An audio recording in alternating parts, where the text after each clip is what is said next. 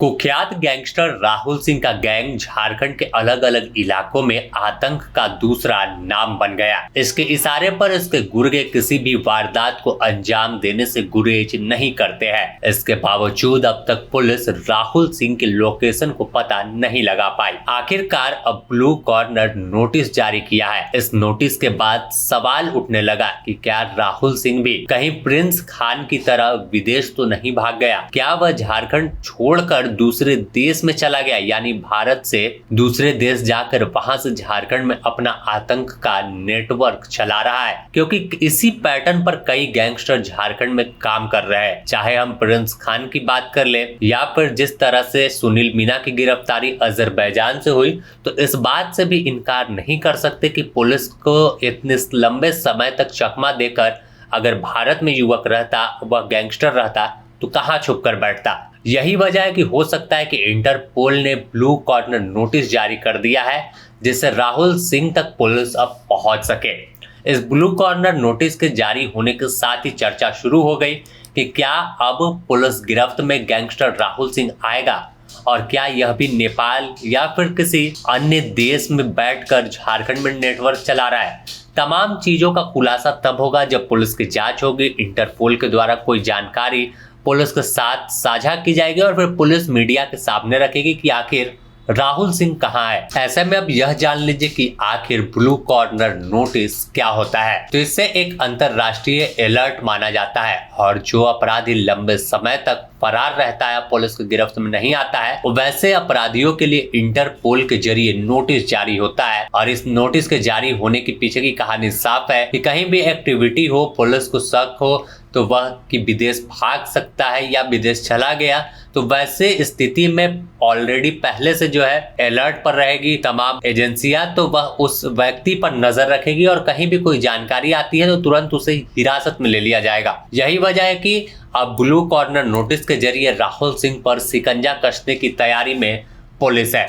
अगर देखें कि राहुल सिंह कौन है, कहाँ का रहने वाला है, तो यह भी साफ तौर पर देखें तो आजाद सिरकार गैंग का मुखिया है, और अमन साहू के एनकाउंटर के बाद राहुल सिंह इस गैंग को चला रहा है। कई बड़ी वारदातों को अंजाम देने के पीछे राहुल का हाथ रहा है। राहुल गैंग का प्रभाव रांची, पलामू, लातेहार, धनबाद और आसपास के जिलों में है। इसके निशाने पर बिल्डर, ठेकेदार, कारोबारी रहते हैं और रंगदारी नहीं मिलने पर सीधे गोली से बात की जाती है। इसके बाद फिर सोशल मीडिया पर विज्ञप्ति जारी कर पूरे मामले की जिम्मेवारी गैंग लेता है। और जिस तरह से अमन साहू के बाद राहुल सिंह काम कर रहा है, इससे एक बात साफ है कि गैंग बड़े पैमाने पर अपना पांव पसार चुका है, जिसे रोकना एक चुनौती से कम पुलिस के लिए नहीं है। तभी अब ब्लू कॉर्नर नोटिस जारी किया गया है। अगर देखें तो राहुल सिंह लंबे समय से फरार है, इसके बावजूद इसकी कोई जानकारी पुलिस तक नहीं है।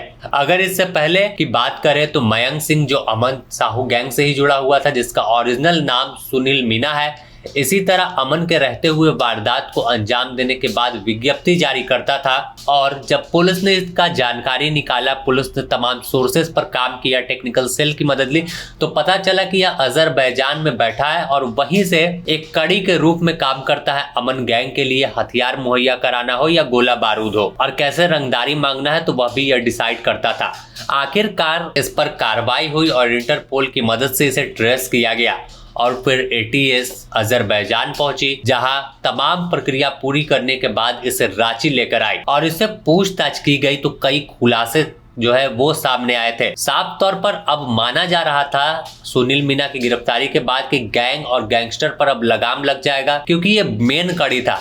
अमन साहू का एनकाउंटर हो चुका था, लेकिन अब राहुल सिंह जिस तरह से गैंग की कमान को लेकर आगे बढ़ रहा था, यह पुलिस के लिए सर दर्द था। और यह सर दर्द इस तरह बना कि अब आखिरकार इंटरपोल की मदद ली जा रही, यानी तमाम झारखंड पुलिस की एजेंसी फेल हो गई, तो आखिरकार अंतरराष्ट्रीय अलर्ट जारी किया जा रहा है। हो सकता है कि राहुल सिंह पंजाब या अन्य कोई जगहों पर बैठा हो, या फिर कहीं विदेश यानी नेपाल, अजरबैजान, मलेशिया, दुबई जैसे शहर निकल गया हो, तो इससे इनकार नहीं कर सकते कि राहुल सिंह कहाँ है, किस तरह से वारदात को अंजाम दिलाता है, क्योंकि अब तक सिर्फ राहुल सिंह की विज्ञप्ति, फोन कॉल तक जानकारी है और सोशल मीडिया पर जो तस्वीर सामने आती है राहुल सिंह किस तरह बैठा है, कहाँ बैठा है, ये अब तक ट्रेस पुलिस नहीं कर पाई है। अगर इससे पहले देखें तो प्रिंस खान को भी रेड कॉर्नर नोटिस जारी किया गया था, जिस पर कार्रवाई करने को लेकर लगातार एजेंसी अलर्ट है। तो अब राहुल सिंह को पकड़ने के लिए ब्लू कॉर्नर नोटिस का सहारा लिया जा रहा है।